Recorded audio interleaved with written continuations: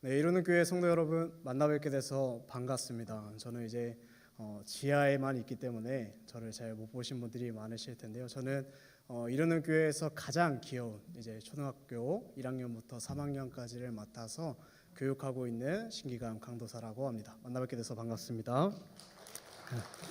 우리 한번 주위 분들과 인사 나눠 보도록 하겠습니다. 참 잘 오셨습니다.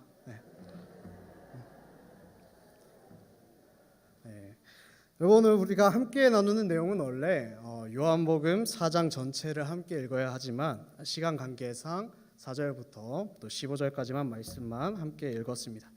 오늘은 공허함에서 자유함으로 라는 말씀 제목 가지고 하나님 말씀을 함께 나눠보고자 합니다.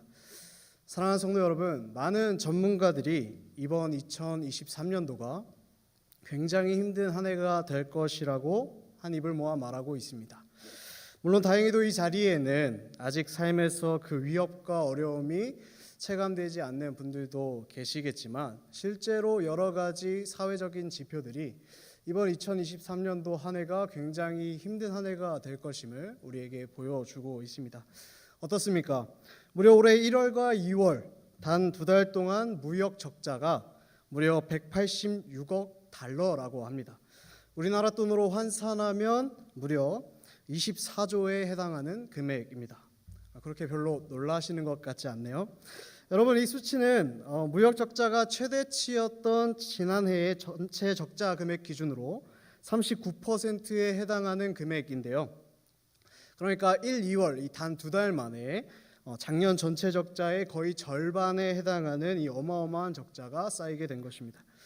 그렇습니다. 사실 우리가 무역업이나 그 현지 업종에 종사하시는 분들이 아니시라면 이러한 어려움들이 그렇게 크게 체감되지는 않으실 것이라 생각이 됩니다. 그런데 여러분 어떻습니까? 정말로 체감이 잘 되지 않으십니까? 요즘 시장에 나가면 무엇을 사 먹기가 참으로 겁이 납니다. 왜 그렇습니까? 물가가 계속해서 오르고 있기 때문이지요. 물가뿐만이 아닙니다. 난방비에 또 대출 이자까지 우리의 월급을 제외하고는 다른 것들은 전부 오르고 있는 것을 몸소 체감하고 계시지 않습니까? 저도 이제 5평 남짓 되는 이 자취방에서 홀로 생활을 하고 있는데요. 작년 기준에 동일하게 생활했을 때 난방비가 단돈 2만 원에 그쳤다면 올 한 해 같은 그 달에 나온 난방비가 무려 6만 원에 달하는 것을 보고 기겁했던 기억이 있습니다. 난방비가 무려 3배나 오른 것이죠. 어디 그뿐일까요? 금리가 계속해서 오름에 따라 제 주위에도 이 월등히 올라버린 이자를 감당하지 못해서 본업을 마치시고 투잡, 심지어는 쓰리잡까지 감행하시는 분들을 심심치 않게 주위에서 볼 수가 있습니다. 성도 여러분, 그런데요, 이와 같은 현상과는 정반대로 저는 최근에 아주 흥미로우면서도 참으로 아이러니한 한 가지의 통계 자료를 본 적이 있습니다. 여러분, 그 자료가 어떠한 자료였냐면요, 미국에 있는 이제 한 투자은행에서 조사를 한 것인데요. 그러니까 각 나라별로 과연 어떠한 나라가 가장 많은 명품을 소비하는가에 대한 조사였습니다. 여러분, 과연 어떠한 나라가 1등을 차지했을 것 같으십니까? 답이 나왔지만 세계 경제 대국이라 불리는 미국일까요? 아니면 다양한 명품 브랜드의 본고장이라고 할 수 있는 프랑스, 이탈리아였을까요? 둘 다 아니었다는 것이죠. 놀랍게도 국민 한 사람당 명품 구매에 가장 많은 돈을 사용한 나라는 이 대한민국이었습니다. 여러분, 결과가 놀랍지 않으십니까? 이토록 어려운 순간에도 많은 이들이 이 명품을 구매하는 일에는 자신의 지갑을 연다는 것이죠.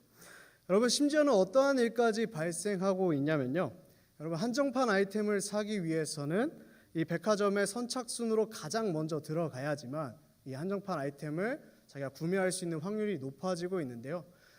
추운 겨울날 자기가 직접 그 밤새도록 기다릴 수가 없으니 밤새도록 백화점 줄을 대신 서주는 그러한 신조 알바까지 등장하고 있다고 합니다. 명품 사랑이 정말 엄청나다는 것이죠. 자, 그러면 어느 정도로 명품을 많이 샀길래 이 1등의 타이틀을 차지하였는가? 조사에 따르면 한국인의 지난해 명품 소비가 전년보다 24%나 증가하여 168억 달러, 하나로 환산하면 약 21조 원, 그러니까 초반에 말씀드렸던 우리나라의 이 무역 적자와 거의 맞먹는 수준의 소비가 이 명품 소비에서 이루어지고 있다는 것입니다. 여러분 정말 엄청난 것이지요. 그렇다면 지금 이 땅에서는 왜 이렇게 많은 사람들이 이 명품에 열광하고 있을까요? 여러분 여러 가지 이유가 있겠지만 많은 전문가들이 한 입을 모아서 말하고 있는 것은 바로 과시 소비를 말하고 있습니다. 그러니까 말 그대로 과시, 즉 남에게 드러내기 위해서, 즉 남에게 꿀리지 않기 위해서 옆집이 가지고 있는 명품백 하나쯤은 나도 가지고 있어야 된다는 그러한 사회적 풍조가 우리 사회 가운데 흐르고 있다는 것입니다.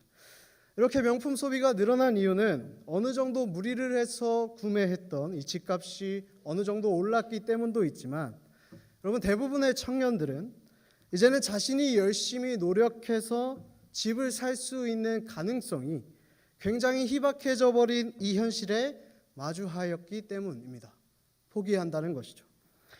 그 공허한 마음을 채우기 위해서 명품을 소비하고 있는 이유도 있습니다. 명품을 구매하는 그 잠깐 동안 그 물건이 주는 그 한시적인 기쁨이 자신의 공허한 마음을 잠시라도 채워주기 때문입니다. 그러나 성도 여러분, 그 공허함이 과연 영구적으로 채워지겠습니까? 결코 채워지지 않는다는 것입니다. 요즘 뉴스에도 심심치 않게 나오고 있죠. 우리가 생각하기에 경제적으로 어떠한 어려움도 없을 것 같은 이 유명 연예인들이 자신이 겪고 있는 외로움과 공허함을 이기지 못하고 종종 마약에 빠져 검거되는 일들을 우리는 심심치 않게 볼 수 있습니다. 여러분 우리의 마음은 마치 밑빠진 항아리와 같습니다. 좋은 옷과 음식들, 명품들, 심지어는 행복한 가정으로 우리의 마음을 채운다 하더라도 그것들이 주는 만족감은 잠깐이지 결코 영원하지는 않다는 것이죠. 여러분 저는 오늘 본문에 등장하고 있는 이 한 여인이 바로 오늘날을 살아가고 있는 우리 현대인의 모습과 굉장히 비슷해 보였습니다. 외롭고 또 공허해 보인다는 것이죠. 오늘 본문의 말씀을 통해 오늘 이 한 여인에게 찾아가셨던 그 하나님의 은혜가 우리 모두에게 동일하게 임하기를 간절히 소망합니다. 근데 여러분 사실 오늘 본문 그 어느 곳에서도 이 여인이 외롭고 공허했던 여인이었다는 직접적인 언급은 찾아볼 수가 없습니다. 그렇지만 저는 본문에서 보여주고 있는 몇 가지의 단서들이 이 여인이 가지고 있었던 깊은 외로움과 또 그 공허한 마음을 보여주고 있다고 생각됩니다. 우리 본문 7절 말씀을 한번 같이 읽어보도록 하겠습니다. 7절 말씀입니다. 시작. 사마리아 여자 한 사람이 물을 길러 왔음에 예수께서 물을 좀 달라 하시니. 아멘. 여러분 지금 이 여인에 대하여 요한이 표현하고 있는 방식에 한번 주목하여 보시기를 바랍니다. 그 중에서도 우선 우리가 7절 말씀 중 이 여자 한 사람이라는 표현에 집중해 보면 좋을 것 같습니다. 성도 여러분 지금 요한은 이 여인에 대하여 여자 한 사람이라고 표현하고 있습니다. 오늘 예배 가운데서도 많은 여성분들이 앉아 계시는데요. 특별히 여자 성도 여러분 혹시 이 본문 말씀을 읽으면서 자존심이 상하시지는 않으십니까? 여러분 제가 이렇게까지 말씀드리는 이유는 지금 요한복음의 저자였던 요한은 바로 앞장인 3장에서 표현하던 방식과는 정반대되는 표현으로 이 이야기를 시작하고 있기 때문입니다. 여러분 바로 앞장에서는 누가 과연 주인공으로 등장하고 있을까요? 네, 여러분 3장을 잠깐 살펴보시면 아시겠지만 바리새인이었고 그 중에서도 유대인의 지도자였던 니고데모라는 남성의 이야기를 다루었습니다. 그의 이야기를 서술할 때 요한은 니고데모라는 그의 분명한 이름을 서술했던 반면 지금 서술되는 한 여인은 마찬가지로 그녀의 이름이 분명히 있었을 것인데 요한은 그저 단순히 여자 한 사람이라고 표현하고 있다는 것이죠. 여러분 지금의 시대야 남녀 차별적인 발언을 하는 것만으로 큰 논란이 되고 있는 사회이지만 여러분 이때만 해도 그렇지 않았다는 것이죠. 실제로 고대 근동 사회에서 한 여인으로 살아간다는 것은 굉장히 외로운 일이었을 것입니다. 역사적인 기록에 따르면 이때 당시의 유대 사회에서 여자가 성인으로 인정받는 나이는 12살이었는데요. 성인이 되기까지 여인은 결코 자신의 이사를 먼저 밝히거나 주장할 수가 없었습니다. 오롯이 아버지의 명령에 복종하여야만 했고요. 아버지의 명령에 불복종하는 것만으로도 그냥 죽음이 타당한 시대가 바로 이 시대였다는 것이죠. 여러분, 성년이 되면 조금 달라졌을까요? 그렇지 않았다는 것이죠. 여인들의 행동은 실제로 많은 제약이 따랐습니다. 귀족 집안의 여자제가 아니면 글을 배울 수조차 없었고요. 여러분, 당시에 그들이 그렇게 소중히 여기던 하나님의 말씀, 당시에는 율법이죠. 율법 또한 배우는 것이 허락되지 않았고 거의 남성들의 전유물이었습니다. 주 90년경 활동한 한 유명한 랍비가 이렇게 말한 기록이 남아 있습니다. 제가 읽어드리겠습니다. 딸에게 율법을 가르치는 사람은 딸에게 방종을 가르치는 것이다. 네, 여러분, 이 발언이 믿겨지십니까? 또 이렇게도 말했다고 합니다. 율법을 여인들에게 주는 것보다 차라리 불 속에 집어넣는 것이 낫다. 이 랍비의 말 속에서 우리는 당시에 여인으로 태어났다는 것이 그 자체만으로 얼마나 외로운 일이었는지 짐작해 볼 수가 있습니다. 당시에 유대인들의 가장 소중한 신이자 최고의 신인 그들의 아버지 하나님을 알 수 있는 가장 기초적인 수단이 되는 이 율법이 여인들에게 교육된다는 것이 결코 쉽지 않은 시대가 바로 이 시대였다는 것이죠. 그럼 제가 이런 말씀을 왜 드리고 있는가 하면, 반면에 오늘 말씀에 등장하고 있는 이 한 여자는 무언가 범상치 않다는 것입니다. 이토록 하나님을 알기 쉽지 않은 시대에 여인과 예수님이 나누는 대화를 보면 이 여인은 시대상 하나님에 대해 알기 어려운 이 시대에 아예 하나님을 모르고 있었다고 말하기 어렵기 때문입니다. 예수님과의 대화 속에서 이 여자는 자신의 조상을 믿음의 조상 중 한 명이었던 야곱이라고 소개하고, 또 그녀는 당대의 커다란 종교적 논쟁 중 하나였던 이 예배 장소에 대한 논쟁을 분명하게 인식하고 있었기 때문이었습니다. 여러분, 그러나 그녀의 그런 하나님에 대한 지식과는 별개로 그녀의 삶은 마치 하나님을 전혀 모르는 것과 같은 삶을 살아가고 있습니다.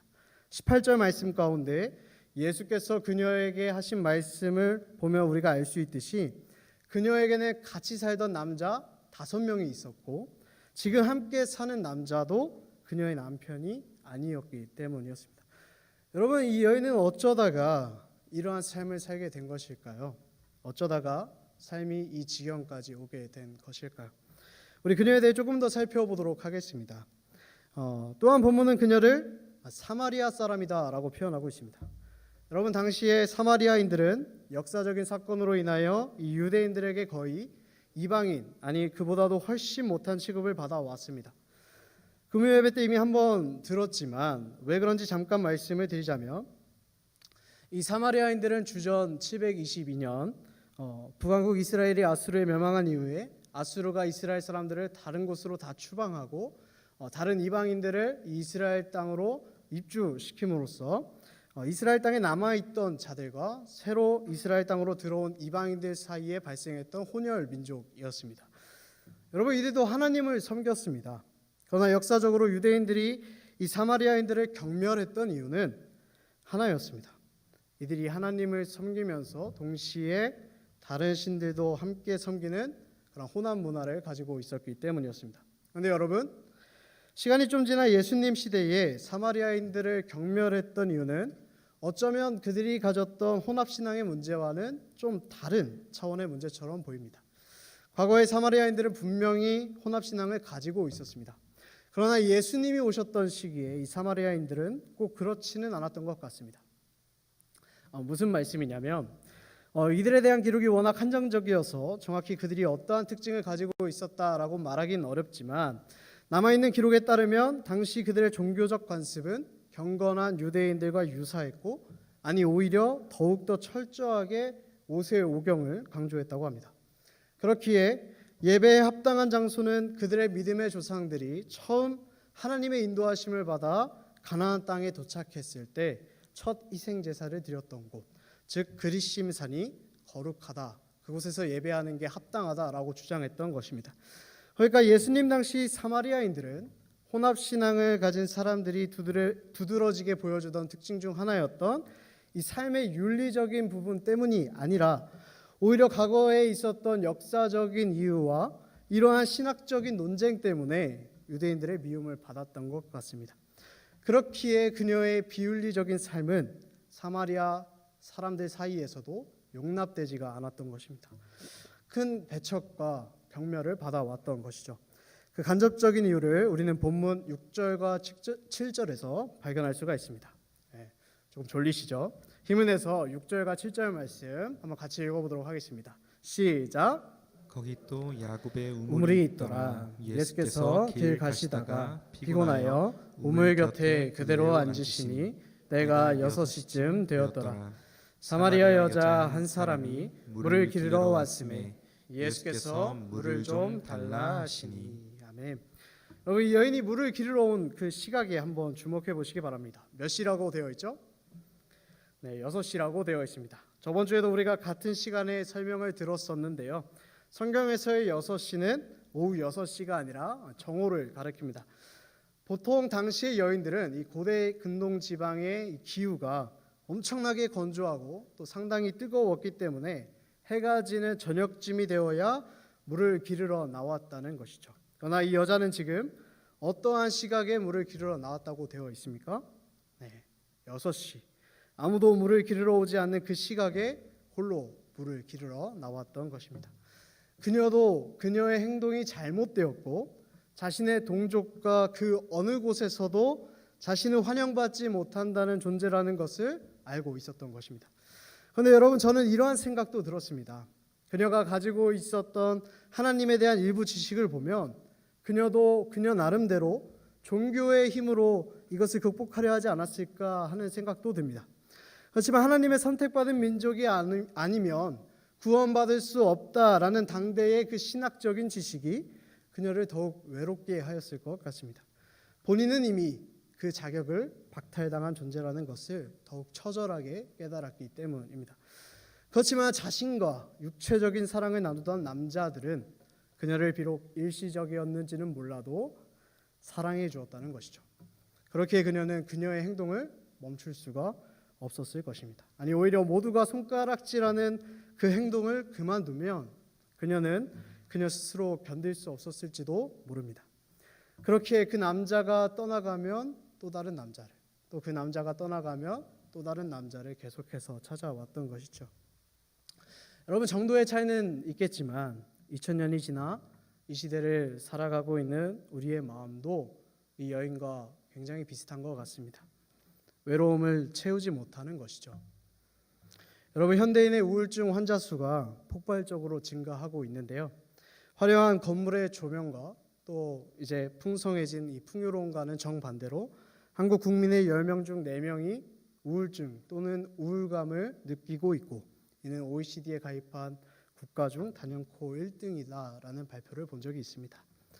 끊임없는 갈망, 또 채워지지 않는 공허함, 그것들을 나름대로 채우기 위해 어떠한 사람들은 이 여인이 남자에게 열중했던 것처럼 자신의 일에 열중하고, 어떤 사람들은 가정에 몰두하고 좋은 차와 좋은 옷 혹은 모든 것을 포기한 채 인생에 대한 방관으로 이 공허함을 채우고자 하지만 우리의 내면에 있는 공허함은 좀처럼 채워지지 않는다는 것입니다. 여러분, 우리의 내면 깊은 곳에는 항상 공허함과 외로움이 있습니다. 왜냐하면 우리는 하나님을 예배하며 하나님과 교제하는 존재로 지어졌지만 죄로 인하여 하나님과 단절되었기 때문입니다. 하나님과 끊어졌기 때문에 우리 안에 가득 채워야 하는 하나님의 존재가 텅 비어버렸기 때문에 예수님의 시대의 사람들도 또 오늘날을 살아가고 있는 우리 모두도 동일하게 공허함을 느끼고 있다는 것이죠. 그런데 여러분, 저는 오늘 본문을 통하여 이 예수가 누구인지를 함께 주목하여 보기를 원합니다. 왜냐하면 이 요한이 요한복음을 작성하고 있는 목적이 20장 31절에서 분명하게 드러나고 있는데요. 이렇게 말하고 있습니다. 오직 이것을 기록함은 너희로 예수께서 하나님의 아들 그리스도이심을 믿게 함이요 또 너희로 믿고 그 이름을 힘입어 생명을 얻게 하려 함이기 때문입니다. 사랑하는 여러분, 오늘 본문에 등장하는 예수께서는 놀랍게도 그녀를 찾아가십니다. 아무도 쳐다보려 하지 않고 자기 자신조차 자신이 경멸스러워 혹여나 누가 볼까 아무로 물들어 나오지 않는 그 떼약볕이 내려지는 그 시각에 홀로 물을 뜨러 나온 그 여인을 의도적으로 그리고 고의적으로 주님께서는 찾아가셨다는 겁니다. 당시 유대인들은 사마리아인들을 경멸했기 때문에 유대에서 갈릴리로 갈 때에 그 사이에 있는 사마리아를 가로질러 가는 것이 아니라 빙 둘러서 가는 것이 일방적이었습니다. 우리 주님은 뭐라고 말씀하실까요? 우리 4절 말씀 짧은데요. 한번 같이 읽어보도록 하겠습니다. 시작. 사마리아를 통과하여야 하겠는지라. 이 한 여인을 만나기 위해서 주님은 유대인이라면 누구도 가려하지 않던 그 길을 가십니다. 여러분, 왜 주님께서는 그러하셨을까요? 앞장에 등장하고 있는 니고데모라는 유명하고 또 경건한 삶을 살아가고 있는 사람과는 반대로 그녀의 삶이 비참하고 불쌍하고 동정을 가질 만한 그러한 삶이었기 때문에 주님께서 그녀를 찾아가셨던 것일까요? 여러분, 만약 그렇다면 우리 모두 주님을 만나기 위해서는 현재 삶을 다 내려놓고 비참하고 죄악이 가득한 삶 가운데로 나아가야 할 것입니다. 그러나 그러한 이유 때문은 아니죠. 정확한 이유는 우리가 알 수가 없습니다.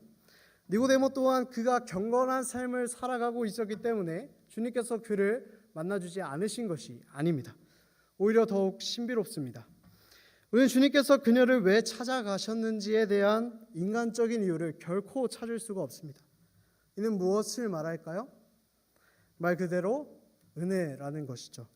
사랑하는 성도 여러분, 우리가 주님을 만난 것도 동일한 이유가 아니겠습니까?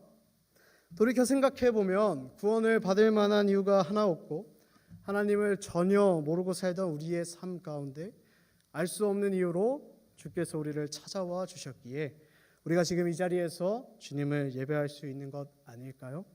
이 주님의 은혜를 날마다 고백하는 저와 여러분의 삶이 되기를 간절히 소망합니다. 여러분, 그런데 주님께서는 그녀를 단지 찾아오신 것에서 그치지 아니하셨습니다. 주님께서는 그녀와의 대화를 통해서 아주 중요한 말씀을 그녀에게 전달해 주시는데요. 요한복음 본문의 자체가 이 4장 한 장만으로 다룰 수 있는 주제가 굉장히 많지만 오늘 특별히 22절부터 23절까지의 말씀을 주목하기 원합니다. 주님께서는 당대의 가장 신학적인 이슈였던 예배 장소에 대한 해답을 그녀에게 주시는데요. 22절부터 23절까지의 말씀 한번 같이 읽어보도록 하겠습니다. 시작. 너희는 알지 못하는 것을 예배하고 우리는 아는 것을 예배하노니 이는 구원이 유대인에게서 남이라. 아버지께 참되게 예배하는 자들은 영과 진리로 예배할 때가 오나니 곧 이때라. 아버지께서는 자기에게 이렇게 예배하는 자들을 찾으시느니라. 아멘. 여러분, 주님께서는 어디서 예배하는 것이 참된 것이냐는 그녀의 질문에 대해서 쉽게 말하면 유대인의 편을 들어주십니다. 그러나 23절 앞부분에서는 우리 한글 성경에는 나타나 있지 않은 접속사가 한 가지 숨어 있는데요. 바로 그러나입니다. 지금까지는 어디에서 예배하느냐가 굉장히 중요했던 문제였던 것입니다. 그러나 이제는 그런 것들이 더 이상 중요하지 않다는 주님의 반전 선언이 여기서 펼쳐지고 있는 것이지요. 새로운 시대가 왔다는 것입니다. 이전에는 어느 장소에서 예배하느냐가 굉장히 중요한 문제였다면 이제는 새로운 시대가 왔는데 이 시대에서는 더 이상 장소가 아니라 영과 진리로 예배하는 것이 더욱 중요한 시대가 되었다는 것이죠. 여기서의 영은 성령을 가리키고 그 성령은 우리를 진리 가운데로 인도하십니다. 요한복음 16장 13절 제가 읽어드리겠습니다. 진리의 성령이 오시면 그가 너희를 모든 진리 가운데로 인도하시리니. 그럼 여러분, 여기서의 진리는 무엇을 의미할까요? 여기서의 진리는 모조품의 반대인 실체를 가리킵니다. 조금 어려울 수 있습니다. 그러니까 예루살렘 성전에서 예배하는 것이나 아니면 그리심산에서 예배하는 것은 실체가 오기 전에 모조품에 불과한 예배였다는 것이죠. 그 모든 것들은 종말에 다가올 참된 예배를 보여주는 모조품이었지 참된 예배는 아니었다는 것입니다. 그러나 이제는 새 시대를 알리고 계시는데 이 시대는 성령에 의한 실체적인 예배, 즉 하나님의 임재를 실체적으로 깨닫게 되고 또 경험하게 되는 그러한 예배가 시작된다는 것이죠. 그리고 우리는 그 실체 가운데 하나님을 깨닫게 되면서 무엇을 경험하게 될까요? 우리 유명한 구절이죠. 요한복음 8장 32절 말씀 한번 같이 읽어보도록 하겠습니다. 시작. 진리를 알지니 진리가 너희를 자유롭게 하리라. 네. 사랑하는 성도 여러분, 예수님을 만난 오늘 본문의 한 여자, 이 여자의 삶은 예수님을 단지 만난 것에서 그쳤던 것이 아니었습니다. 여러분, 그녀의 삶에는 분명한 변화가 일어났다는 것이죠. 이전에는 억눌리고 공허함에 매이고 또 외로움에 매이는 삶이었다면 이제는 자유하게 되었습니다. 본문 28절 말씀, 여자가 물동이를 내려두고 동네로 들어가서 사람들에게 이르되. 여러분, 사람들을 피하던 그녀가 부끄러움을 내던지고 사람들 가운데로 들어갔습니다. 그리고 자기에게 자유함을 주신 그 그리스도를 전하는 인생으로 변화되었습니다. 여러분, 그녀의 삶은 어쩌면 자유하지 못하다고 말할 수 있을 것 같습니다. 외로움과 공허함으로부터 자유함을 얻었을지는 몰라도 어쩌면 그녀의 삶은 다시금 예수라는 또 다른 매개체에 묶인 것처럼 보입니다. 그러나 예수의 매임으로써 더 이상 이전에 그녀가 가지고 있었던 공허함과 외로움은 찾아볼 수가 없고 오히려 훨씬 더 자유하고 풍성한, 그리고 더 이상의 갈증을 느끼지 않는 그녀의 삶의 모습을 우리는 본문을 통해 살펴볼 수가 있다는 것이죠. 사랑하는 성도 여러분, 오늘 말씀을 마치면서 저는 제 자신과 또 여러분에게 이렇게 물어보고 싶습니다. 자유하십니까? 구원받을 자격 하나 없는 우리를 찾아와 주시고 우리에게 은혜를 주신 그 하나님을 만난 경험이 아예 없으시다면 오늘 이 자리에 나오신 분은 없으실 것입니다. 그러나 황금 같은 주일 오후 시간에 여러분과 제가 이 자리에서 예배드리고 있다는 것은 주님께서 우리에게 먼저 찾아와 주신 신비롭고도 놀라운 은혜 때문이겠지요. 사랑하는 성도 여러분, 만남보다도 더 중요한 것이 있다는 것입니다. 주님께서 우리를 찾아오신 그 궁극적인 목적을 잃어버리고 계시지는 않으신가요? 주님께서는 우리를 단순히 만나기 위해 이 땅 가운데 오신 것이 아니라 우리의 죄를 위하여 자기 자신을 내어주심으로써 우리 안에 잃어버렸던 텅 빈 하나님으로 채워야 하는 그 공간을 가득 채우시기 위하여 이 땅 가운데 오셨습니다. 하나님을 잃어버림으로써 수천 년 동안 그 어떠한 방법으로도 메울 수 없었던 공허함과 외로움을 메우고 우리에게 진정한 자유를 주시기 위해 이 땅 가운데 오셨다는 것입니다. 그러나 요즘 많은 성도들이 자유를 잃어버리고 있는 것 같습니다. 오히려 저도 주중에 직장에서 일하고 있지만 교회에 다니는 사람들이 세상의 사람들보다 훨씬 더 세상에 매여 있는 모습을 보여줄 때가 많다는 것이죠. 어느 것 하나라도 손해보면 안 되고 세상 사람들보다 더 많이 물질적인 것을 사랑하고 이웃사랑을 찾을 수 있기는커녕 독선적이고 위선이 가득한 모습을 종종 우리는 교회 가운데 볼 수 있다는 것입니다. 성도들 가운데 진정한 자유함이 없는 것이죠. 여유가 느껴지지 않습니다. 사랑하는 성도 여러분, 교회에 출석은 하지만 예배 가운데 성령의 임재와 그 성령님께서 풍성히 채우시는 자유함을 맛보지 못할 때 우리는 또다시 세상에 매일 수밖에 없습니다.